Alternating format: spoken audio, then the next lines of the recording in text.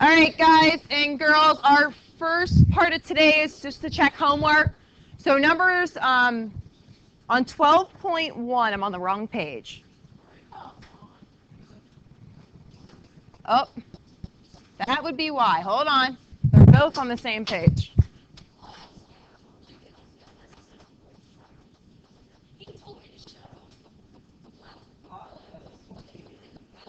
All right, sorry. So 1 through 35, you guys had to do the odds. So let me read them quickly. Number 1, direct variation. 3 is neither. 5 is inverse variation. 7 is neither. 9 is direct variation. So questions on that part. Okay, 11. I can't really read this. I just need you to take a look at the graph. So for 11, make sure you have a negative graph. It's decreasing from left to right. 13, you also have a negative graph, decreasing from left to right. All of the asymptotes on these graphs are x equals 0 and y equals 0.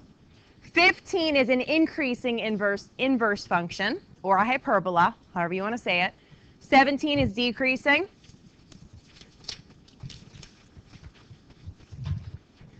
And I told you guys you could do those in your calculator. That would be fine. Okay, 19, y equals 14 over x. And then when you plug x is 2 in, you get y is 7. 21, y equals negative 3 over x. You end up, after you plug y is 1 in, wait a second, sorry. After you plug x is 2 in again, you get negative 3 halves. 23, the equation is y equals 144 over x. After you plug x is 2 in, you get 72. 25, the equation is y equals 50 over x, and the y value you get is 25. 27, the equation is y equals 36 over x. The value you get is 18. 29, the equation you get is y equals negative 200 over x, and the value you get is negative 100. All right, Luke B, 31, what did you get? Okay, how did we do it in class yesterday? Okay. Okay.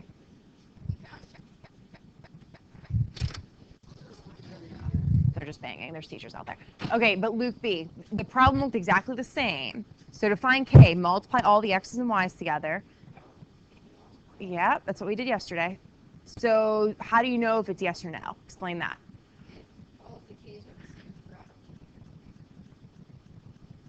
It's what? Yes or no?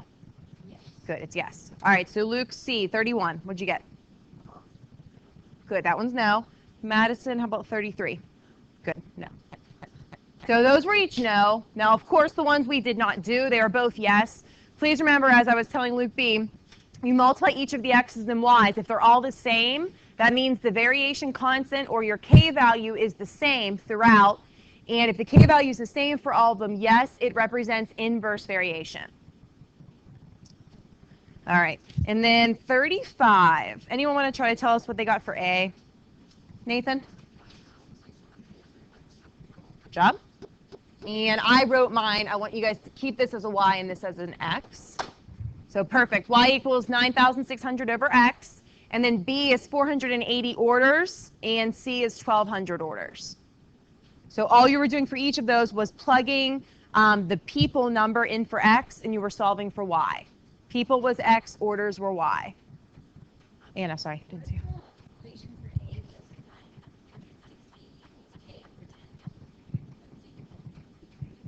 K over 10. No, because you needed to use those to find k. They gave you, so you needed to multiply those 960 times 10 and find that k is 9,600, and then put that into the equation. So you need to take it one step further.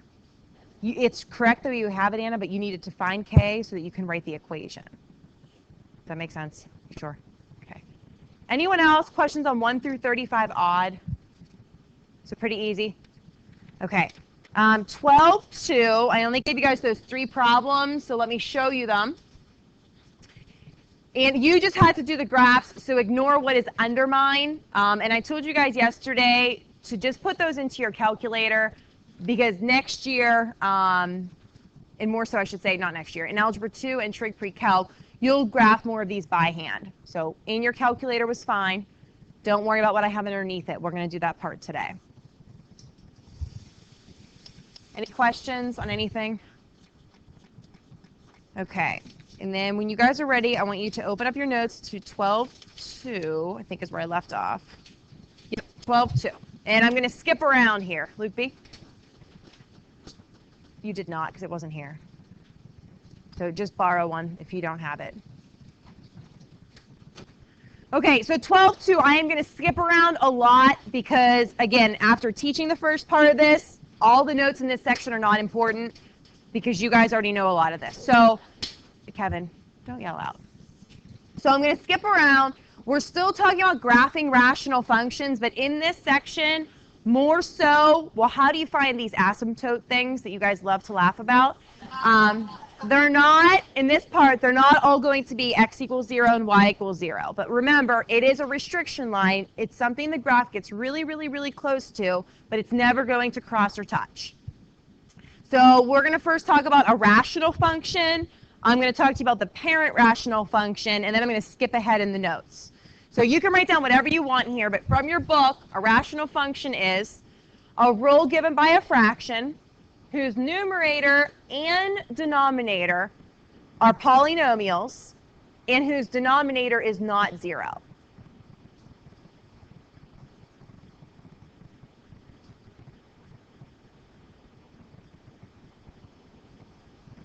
So a rule given by a fraction whose numerator and denominator are polynomials and whose denominator is not 0. Luke B, did you go get notes? Or did you find them? Okay. So if the denominator is 0, it's an undefined function, so we cannot have a 0 in the denominator. And that's been how it is. That's how it's been all year with any kind of function.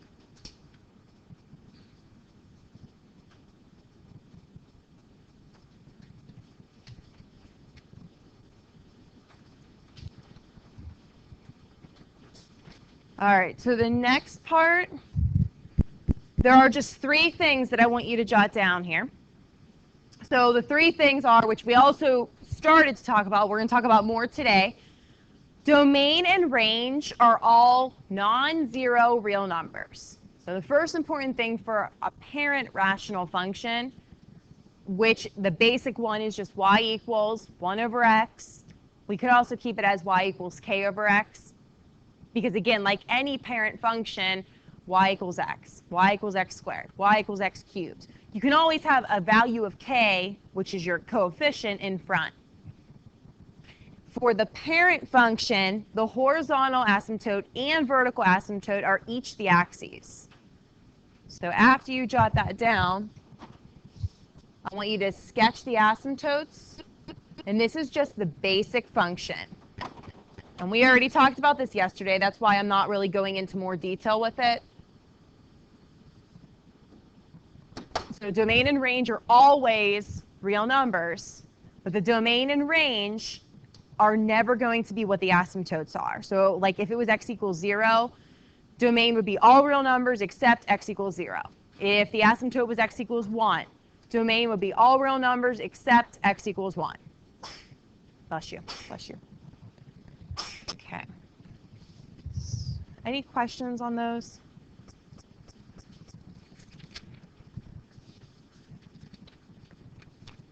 Okay, when you're done with that, I want you to flip to page 14.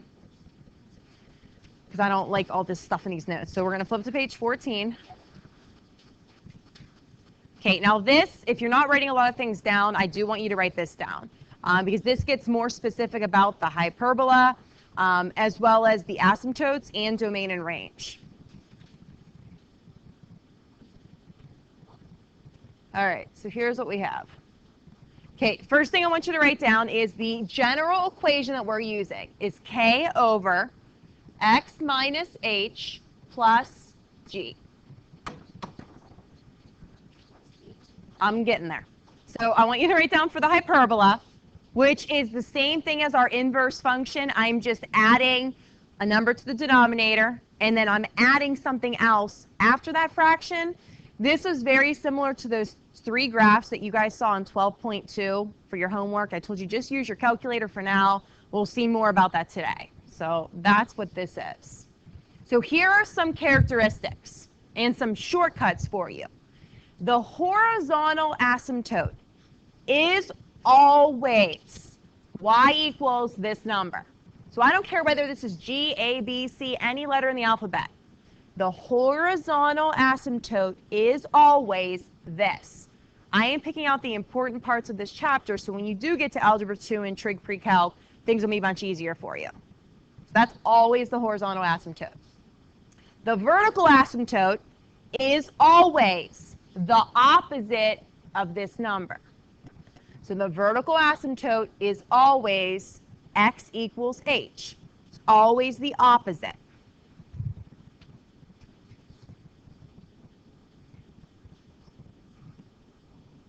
So it's pretty easy. Vertical asymptote, horizontal asymptote. Okay? It's a shortcut for you. It'll save you a lot of time. So that would leave us with the domain, and this is common sense, but I figured I should have you guys jot this down, is all real numbers, and you can use the all real number symbol, except x equals h. Remember, that vertical asymptote is always the opposite of the negative h. So for example, if it was x minus 3, the vertical asymptote is x equals 3. And then the range, all real numbers except y equals g. So all real numbers except that very last number that's up there.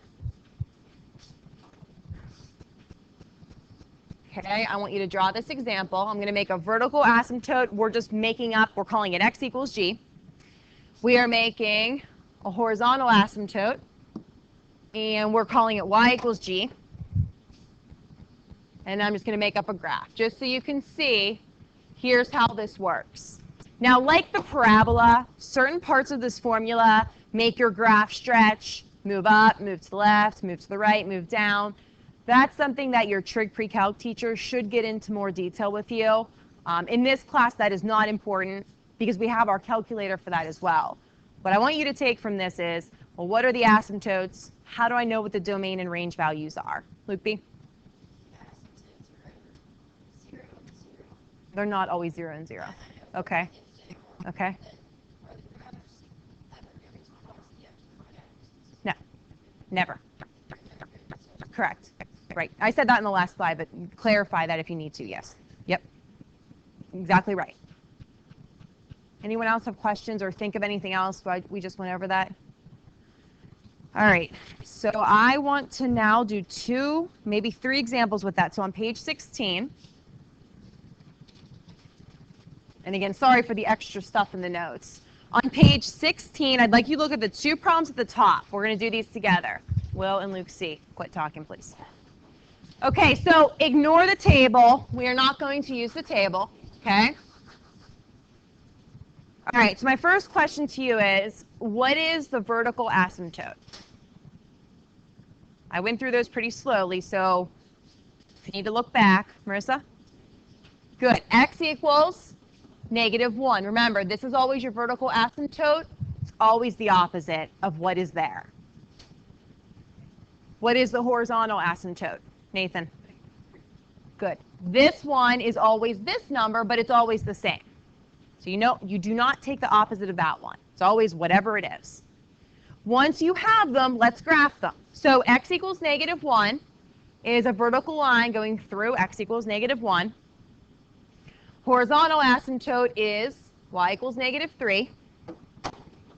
Now, you guys can actually graph this without even using your calculator because this is still, even though it's a hyperbola, it's an inverse function. Is it a positive or negative inverse function? Luke B? It's positive. So what quadrants are the 2 C's of the graph going to be in? Eric? Yep. Good. So once you know that, this is all you need to do for this class that we're learning this in, because this is just an overview. So forget about the table. You know it's positive. You guys know if it's increasing from left to right, it's a positive inverse function. Pretty easy, right? Okay, one more thing I want you to add to this is domain and range. And again, you guys are the first class I'm using these notes with, so I'm going to adjust a lot of them. So how would you say the domain for this? Luke B? Good. So all real numbers except x equals -1.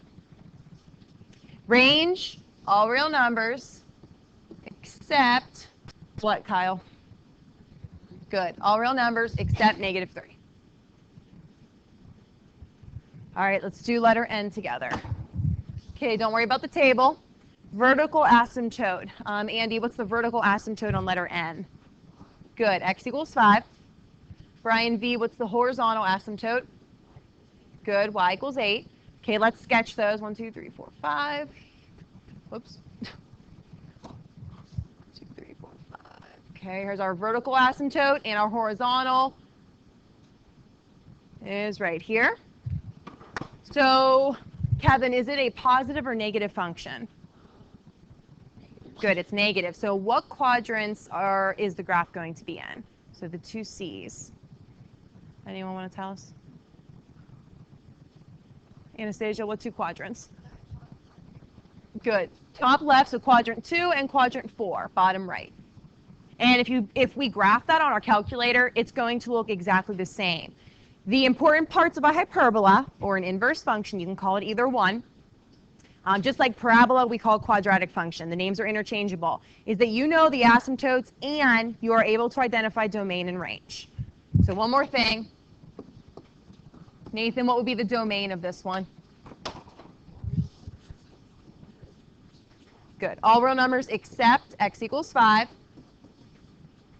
Range, Alina, would be all real numbers except what? Good.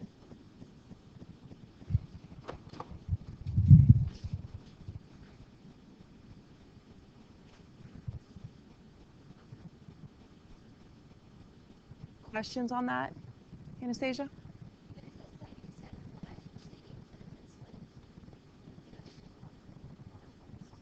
You can just put except 8. It won't, that doesn't matter whether you have y equals 8 or just 8. What that means, Anastasia, is it's any number on the y-axis except for 8.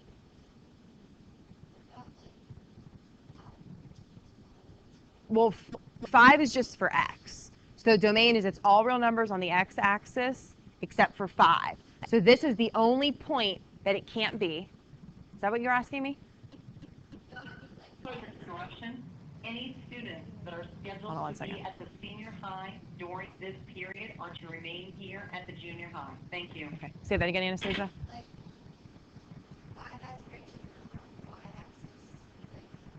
It's allowed to be y is 5. The only thing it can't be for the range is 8. Remember, range is all the y values, domain is all the x values. Are you confused because I wrote the x here and the y here? Okay. Are you okay? Okay. You sure? Okay. You can say no, I promise. So let me just say it one more time. Your range, it can be any number. On your y-axis, it can go through and touch anything except for 8. The x one, which is your domain, it can touch any x number except for 5. Anyone else? All right. Let's look at the application. Just want to do one word problem, and then I want to do, I think, 2 division problems. All right, so your baseball team is planning a bus trip to the Baseball Hall of Fame. The cost for renting a bus is $500. Will? I didn't say you were.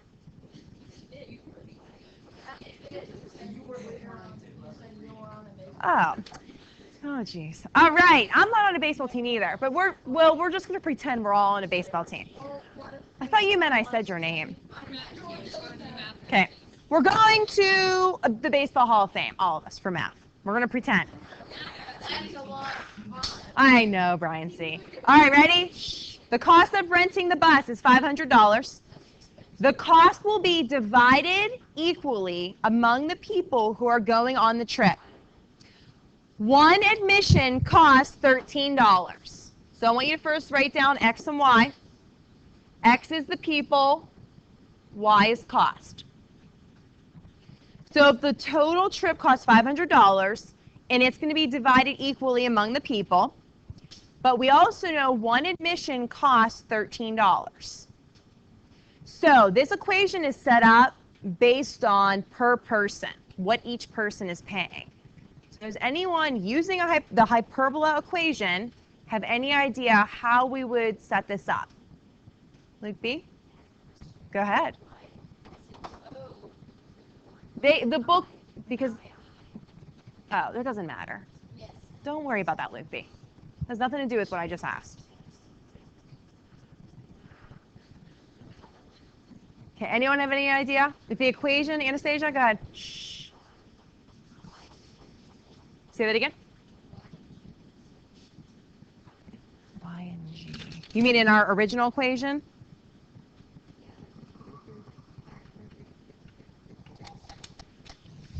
All I did was keep it in terms of y and x. You can use whatever variables you want on this side. Go ahead, tell me what you think. You don't know? All right, here's a hint. If I put 500 up here, what do you think goes on the bottom? X. Andy, what do you think it's next? Plus 13. So these are completely different from slope-intercept form, from quadratic functions. Here's why. And this equation is based on the per person cost. So if the total trip costs $500 and each person is paying equally, X represents how many people are going. So you're going to divide that by how many people are going, but then plus you're going to have to pay that $13 once. Kind of like those equations where you go into the amusement park, you pay an entrance fee of whatever, $12 or whatever we did in chapter 5. But then it was usually like, okay, you spend 25 cents per game or 25 cents per something. These ones are different because they give you the total amount and you have to divide by something. In this case, it's X. They're all set up very similar to this. Any questions on that one? Okay, so let's graph it. So the first thing that I want to ask you guys is we need to find the asymptotes. So I want you to write down. Alyssa, did you find your test, Alyssa? Okay. All right, in this equation, what is the asymptote for X? Madison, what do you think?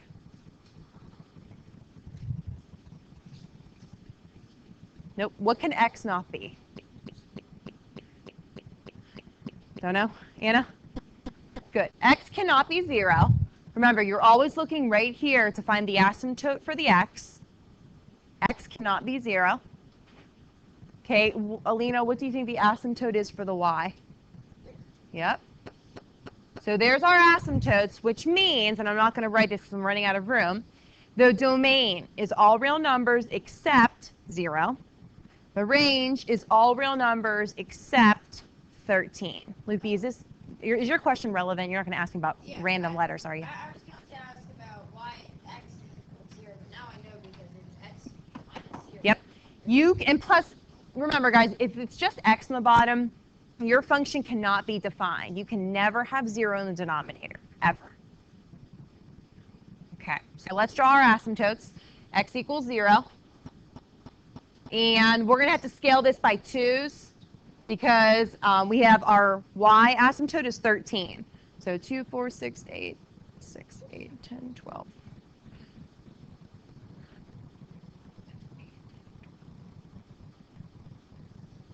I'm off by 1, but that's okay.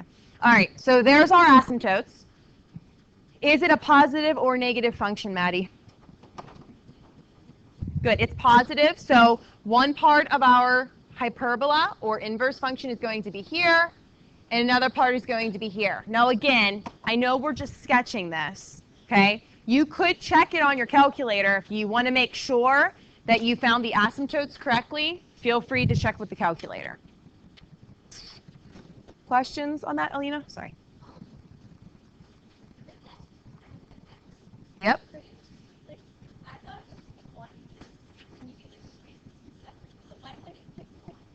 It would be 1 if the denominator was x minus 1. Here's why. If you plug 1 in for x, 1 minus 1 is 0. You can't have a 0 in the denominator. Does that make sense? Okay. So if it's just x, it's always x cannot be 0. Look, B? Yes. Yep. Yes. Yes. And I said that yesterday. No, I wish I had time. You should in Algebra 2, I'm hoping, but definitely trig pre-calc, just like we did with quadratic functions, which we also call parabola, you will learn how to graph them by hand. But if I give you the intro now, it'll just be really beneficial when you get to that point, because at least you'll be familiar with them. There's a lot of stuff involved with these, like there was with the parabola. What kind of special ones they have there? Yeah, but it's just not called that. So yeah, just wait another year or two and you'll get to that. Okay, does anyone else have questions on that? Okay, I want you to, we're not doing this, but flip to page 17 for a second.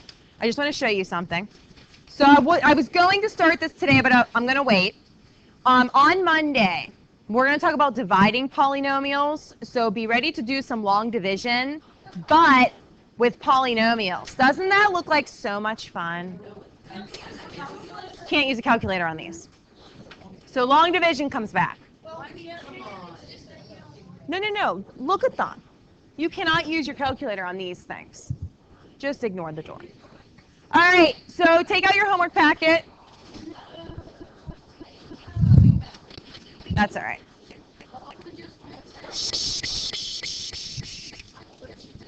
Okay, guys, homework packet, go back to 12.2.